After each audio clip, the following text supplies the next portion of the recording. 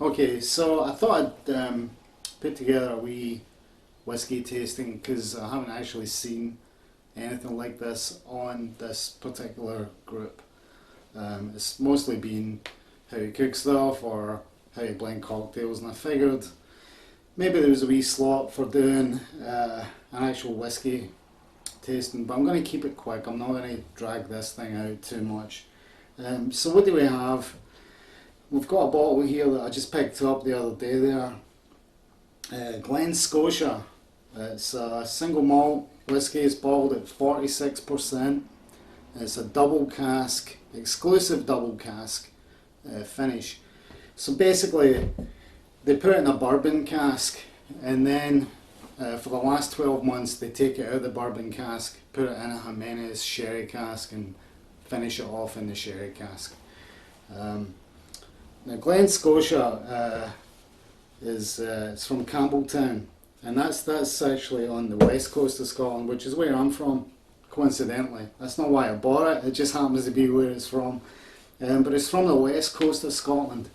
In Campbelltown, there's three distilleries there. I think Springbank is one, Glenfoyle is the other one, and Glen Scotia. Glen Scotia you don't really hear that much of, but they do seem to have been making a wee bit of an appearance over here. I've seen it in a few stores, and that's what caught my eye. That and the packaging, actually. I thought the packaging was very nice, very classy.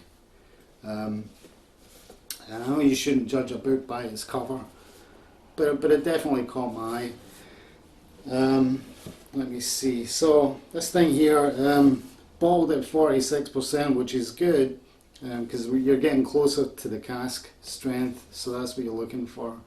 It says here they've been around since 1832, so it's an old distillery. Non-chill filtered. That is definitely a good thing. That's what you're looking for. Not all whiskies will tell you they're non-chill filtered, by the way. Our Beg do. There's a few of them do. Deanston tell you. There's quite a few do, but there's quite a few that don't. And there's quite a few that do chill filter as well, which isn't really desirable in my opinion. Ideally you want non-chill filtered because it basically leaves everything intact. It's not been messed with. I can tell also by looking at this, it's got natural colour. It's not got that orange glow about it that you see when they add the E151 colouring, you know, the caramel additive that, you know, people like Johnny Walker's add. You don't want that. So, okay, so let's see what this is all about. Just put this back here. Give a wee swish. Oh aye. Now as you can tell, I already had a wee sample of this, and I can tell you it's excellent, excellent, excellent whiskey. But the first thing I noticed when I popped this out immediately, I mean before I even put my nose anywhere near the glass, the first thing I noticed was a very, very powerful, dense nose. Kind of like, you know, if you were to take a wedding cake and just crush it up. That's that kind of a fruity smell to it. You know, the vanilla. It's got a strong treacle smell. I don't know if you call it treacle in this country. Molasses, I think you would call it. So it's got that strong kind of molassesy vanilla, crushed dried fruits, citrusy kind of thing going on there. Honey. And like a, I don't know what that is, kind of woodsy kind of thing happening in the background. I'm not very good at describing these things, so you just need to bear with me. And my palate is not the most sophisticated, but I'll do my best. But it's got a beautiful nose to it. The bottled at 46%. You're going to want to put a wee splash a wee splash of water, not too much, you don't want to drown it, but you definitely want a wee bit of water in there. And this is going to get better the longer you leave it, by the way. You don't want to be rushing this. You know, you don't, it's not for, you don't do shots with this stuff. Save that for the blends. And if putting Coke or ginger ale or something like that into your whiskey's your thing, do not buy this. Please, save your money.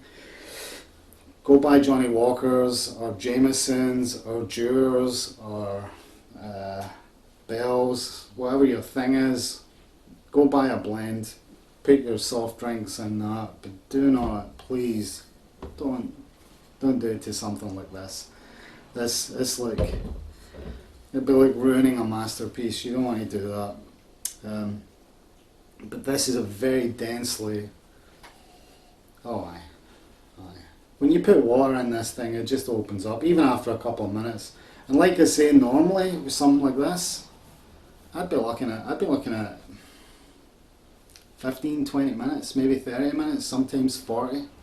I've even been known to pour it, put water in it, cover it, and leave them overnight, and do 2 or 3 and leave them overnight so I can drink them the next day.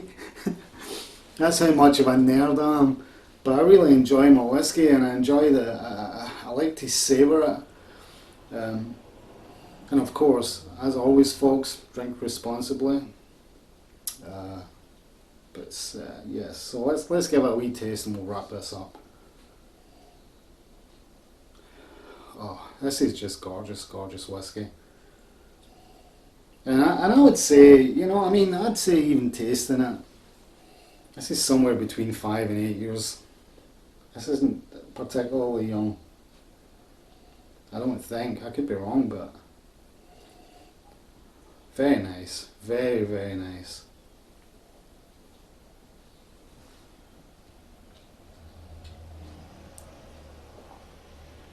Aye. Wow.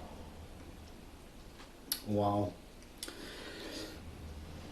Yes. Very sweet arrival.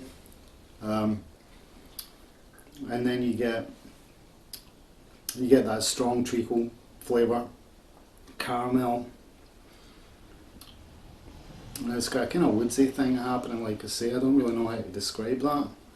And it's got a nice alcohol nip to it as it travels down. I can still taste this thing. Very nice whiskey. You're going to pick this one up for somewhere between, didn't realise that was around the wrong way, somewhere between 38 and maybe 45, depending on where you shop.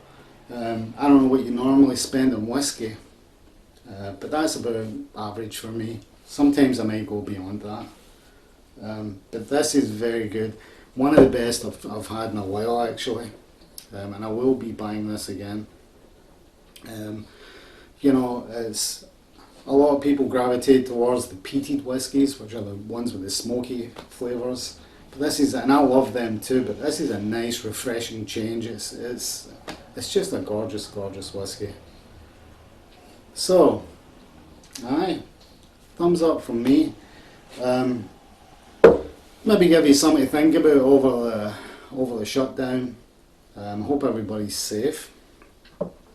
And aye, if you are looking for something a wee bit different, I would recommend this definitely. It's worth dropping the money into, especially if you're new to whiskey and you want to try something nice to start off with.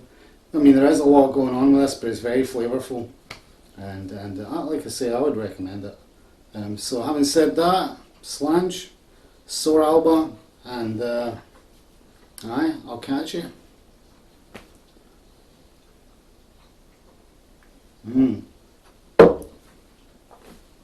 Glen Scotia, man. It's a dog's bollocks.